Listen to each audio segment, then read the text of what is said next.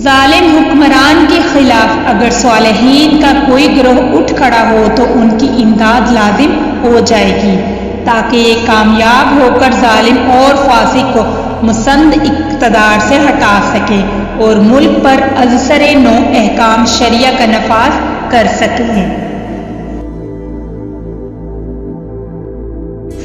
तन्हा महफूज है, हर गुनाह की तकमील दो से होती है।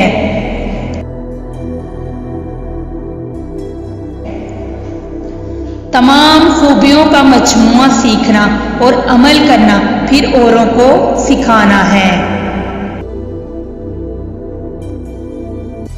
जब तक तेरा इतराना और गुस्सा करना बाकी है, अपने आप को अहले इल्म में शुमार ना कर।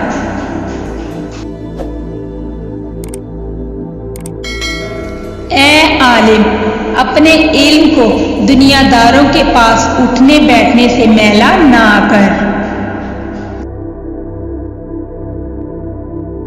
इल्म से मुराद अमल है। अगर तुम अपने इल्म पर अमल करते हो तो दुनिया से भागते, क्योंकि इल्म में कोई शय ऐसी नहीं जो मोहब्बत दुनिया पर दलालत करे।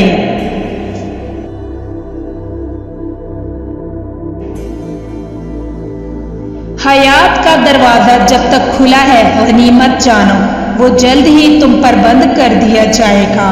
और नेकी के कामों को जब तक तुम्हें कुदरत है गनीमत समझो।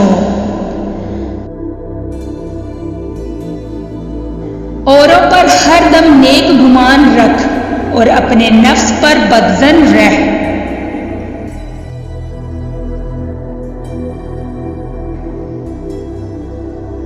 मुझे नेक खो शख्स के साथ मोहब्बत पसंद है, अगरचे वो बदकार हो, ना कि बदहू के साथ जो हर चंद फसीहो बलीग हो।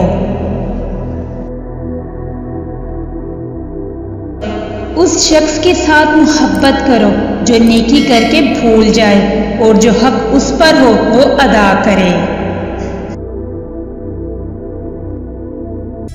गुमनामी में नामवरी की निस्बत बड़ा अमन है।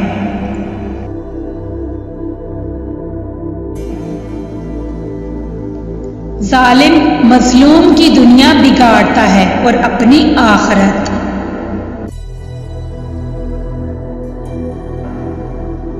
वो क्या ही बदनसीब इंसान है जिसके दिल में अल्लाह ताला ने जानदारों पर रहम करने की आदत पैदा नहीं की।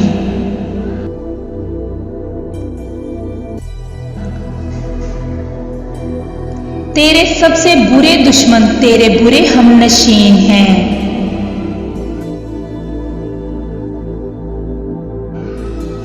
दुनिया की मोहब्बत से खासान खुदा को पहचानने वाली आंख अंधी रहती है।